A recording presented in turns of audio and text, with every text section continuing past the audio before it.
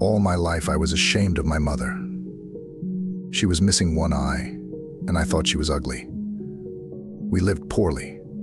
I didn't remember my father, but my mother, who would give a good job to a one-eyed woman like her.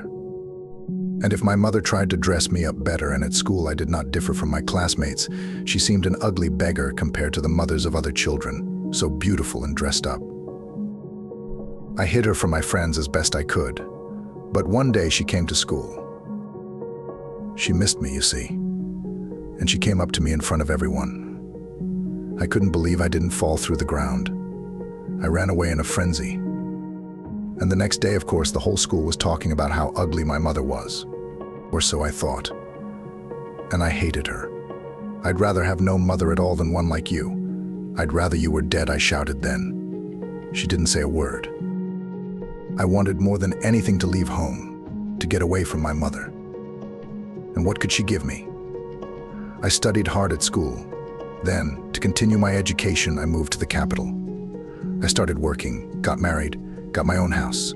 Soon there were children. Life was smiling at me, and I was proud that I had achieved everything on my own. I never thought about my mother. But one day she came to the capital and came to my house. The children didn't know it was their grandmother. They didn't know they had a grandmother at all, and they started laughing at her. After all, my mother was so ugly. A long-standing resentment swept over me. It's her again. Now she wants to embarrass me in front of my children and my wife. What do you want here? Are you trying to scare my kids? I hissed, shoving her out the door. She remained silent. A few years passed. I made even more progress. And when an invitation to the reunion came from the school, I decided to go. Now I had nothing to be ashamed of. The meeting was fun. Before leaving, I decided to wander around the city, and I don't know how I came to my old house. The neighbors recognized me, told me that my mother had died, and gave me her letter. I was not particularly upset, and at first I wanted to throw the letter away without reading it. But I opened it. Hello, my son. I'm sorry for everything. For not being able to provide you with a happy childhood.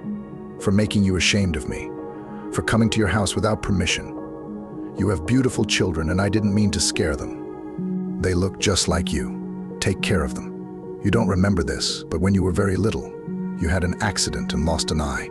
I gave you mine. There was nothing more I could do for you. You did it all on your own. And I just loved you. And I was happy and proud of you. And I was happy. Your mom.